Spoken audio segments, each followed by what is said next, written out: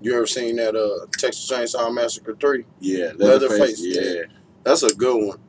You know, and Viggo Mortensen's in that motherfucker. I thought it was hilarious. Yeah. It's one of the funnier horror movies I've seen. And I like them Leatherface movies, the Texas Chainsaw Massacres, because he's always, I thought 2 with Dennis Hopper was the best one. Yeah. You know what I'm saying? That was Tobe Hooper paying the cash from the first one that wanted to come back. They was like, yeah, man, we're going to do a whole nother one. Y'all got a crazy family and shit, and we going to pay y'all this time. For real, how much, man? We going to give y'all $40 a piece. But we going to give Leatherface $120. Well, why you gonna go? Well, because he's the damn star. He's the star of the movie, you know what I'm saying? Like, I thought it was tight, man, because Dennis Hopper had, like 2 chainsaws. He was in there, like, two. Yeah, like, it was swords. Yeah. I was like, oh, this movie's tight. Like, when I was a kid, I watched that shit. And then it came on Netflix. Fuck Netflix. Okay, it came on Netflix, and I watched it. I was like, man, this shit is awesome, man. I must have watched it 4 times, too. Yeah. Thank you, Netflix. But still, anyway, like, you know what fucked me up about Leatherface? The third one was Ken Foree from Dawn of the Dead. Was in. And I knew at some point them motherfuckers was going to say something about dark meat, and they did, too. He was like, mama, we got some dark meat coming in. I was like, ain't this a bitch? You predict that much as soon as you saw that. Yeah, I was a little kid. I knew it. As soon as I seen that dude, I was like, hey, man, that's the dude from Dawn of the Dead. Black dude in the movie, they going to say something about dark meat. And it came, maybe about 6 minutes before, you know, when I actually made the proclamation. Right. But anyway, we're going to talk about the comparisons between clicks on both the shows, since somebody asked them watch fucking SmackDown like they were supposed to. Yeah. So anyway, they I remember Fortune, AJ Styles, or Kazarian, whichever one of them was talking about. Yeah, we ain't no 4 or 5 upstarts and shit. Okay, first off, the Nexus started out with like about 10 people. Oh, yeah. Okay, unfortunately, some of these people are either they not using them or not going to use them. They're not there, right? Like Skip Sheffield's gone. Yeah. Darren Young's still around. Yeah. Michael Tarver's still around. You still see him. Husky Harris. Yeah, Husky Harris. And we ain't seen Husky Harris since he got knocked out by Randy Orton, since he got punched. So, you know, the Nexus is up in the air. And then another thing I think about the Nexus is that it just went through a lot of evolutions, right? They had 2 leaders. You know what I'm saying? They had 2 leaders, and then they had all these different people come in and out, and and Daniel Bryan was part of the Nexus too, and some of the people that are in the Nexus now are people that we never seen before, so they need a little more cred. Like you got that Mason Ryan dude, and remember the first couple times he came out, they was calling him Mason Storm. Yeah, he was like, hey man, I heard that name before. It's off one of them Mark 3 for Death, or wasn't that Mark for Death? Yeah, I think so. Mark for Death or something like that. Whichever one had Kelly LeBrock in. Yeah. You know what I'm saying? Whichever Steven Seagal movie had Kelly LeBrock. But anyway, that's beside the point. Okay, so then they got CM Punk as their leader, and it's kind of weird because CM Punk is supposed to be like this, savior, kind of crazy messiah, kind of like almost a Charles Manson type. Savior. Before he was like a Charlie Manson, and then he was like this messed up Jesus, and then now he's like some greaser from the Outsiders or something. You know what I'm saying? It's like, yeah, man, we got to get to socials, man. We got to get him, you know. So it's like you got all that shit going on with the Nexus, and see, like I told you right now, I think the Nexus is cool. Just like I think the core is cool. I think the core, see, they scaled down to 3 dudes because they didn't need 4 dudes, right? Ezekiel Jackson, if he gets somebody that can talk for him, they can push him even better. You know what I'm saying? Because like I said before, he's supposed to be like the new Ahmed Johnson or whatever. I think that with him being like this, I'm this big smiling black dude and I beat your ass up and shit. Yeah. You know, check me.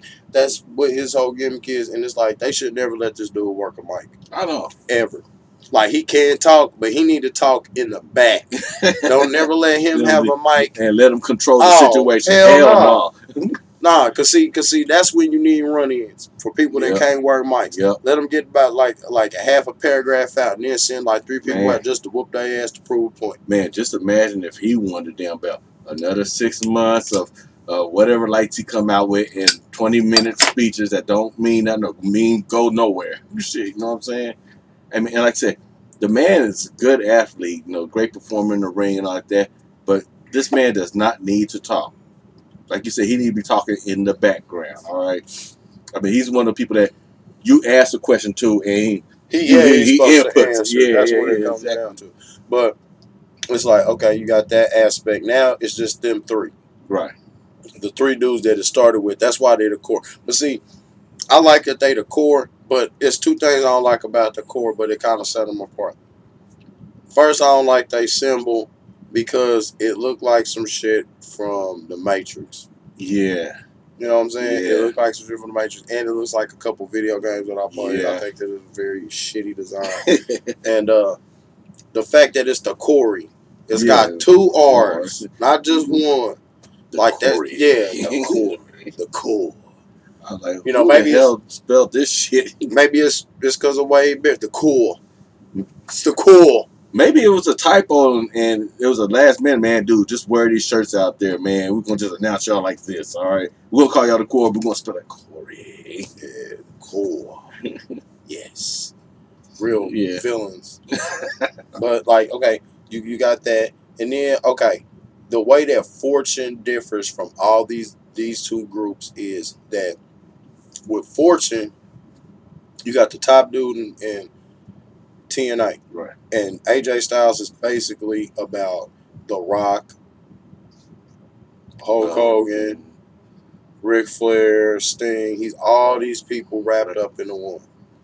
You couldn't, for real, you couldn't make AJ, it would be so hard to make AJ Styles a heel. This is how you make AJ Styles a heel. Say he got a deal from the WWE and he's getting ready to go. Right. That's what you do. Yep. Right? That's the only way you do it. That's how you make the people hate him. Yep. That's true. Because anything like that, that's like betrayal to the people. Whether this dude's still a babyface, but they hear that he's going to the WWE, that's a betrayal to the people. That's betrayal to the fans. Yeah, that's like when Mike Awesome was leaving ECW. Yeah. And then he came back to ECW and fucking Joey Styles like buried him and trashed him. Oh, yeah. And then he killed himself. Yeah. Sorry, Mike. Yeah, whatever. But it's like, I just seen that shit coming. Yeah. It was like, they going to take these dudes and they going to make them the best. And then now it's like Fortune's breaking up. But then, you know what I thought, like, was another thing that was real cool? They was like, man, we going to show y'all, we going to always have a Fortune around, man. We going to bring Chris Daniels in. Yeah. You know what I'm saying? It was kind of like, they got the tag team. They ain't got no power. Nah. That's what I'm saying. They ain't got no real big dude. They don't need a real big dude. You know, who they going to put in Fortune in somebody else's absence? Abyss. Yeah, it's like Fortune went from Fortune to Fortune now. Okay, now there's 5 motherfuckers in it now. Shit. And now you got Chris Daniels. He's just basically hanging around Fortune just to be in Fortune. I don't look for him to get no title or nothing. That's the thing, dude. Like for real. That motherfucker comes and goes. It's like he'll be there. He'll be there as Curry Man for 3-4 months. Yeah. Then he'll leave, come back as Daniels, or leave again for like 2 months, come back as the Fallen Angel. Then he might disappear for a month, come back as Suicide. Yeah. The constantly recycled character. Yeah, you know what I'm saying? And then you know what else? Like, I don't even really want to talk about that shit. I just want to just get on to talking about the way that it differs is that the Nexus and the Core are all made up of new people. Right. The only person that's actually been around for a while in either of these groups is CM Punk. You know, and he's been a champ over WWE three times now. So that makes him worth something. And he's the champ in like every organization that he's since before this, you know, except for TNA. Right. And it's a damn shame. Because, you know, if the cards had got played the other way, and like ECW had closed up a little bit earlier, you know, we might not have never got to see CM Punk in WWE. That's true. Right?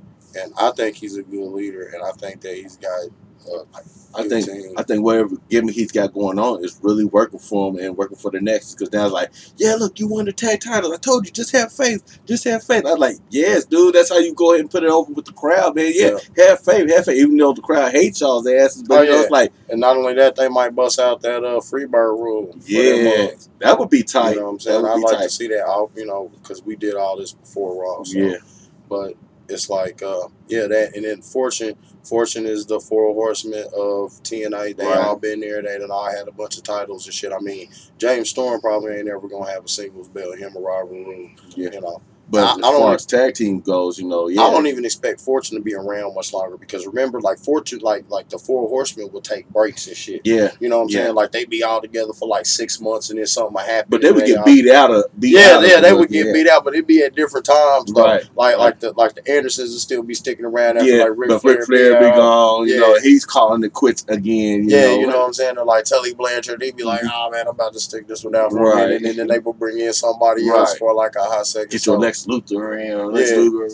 You know what I'm saying? Or bring in, whoever they gonna bring in. But, that's like a few of the comparisons on both of those groups. Yeah. Well, all three of them. All three of them, yeah.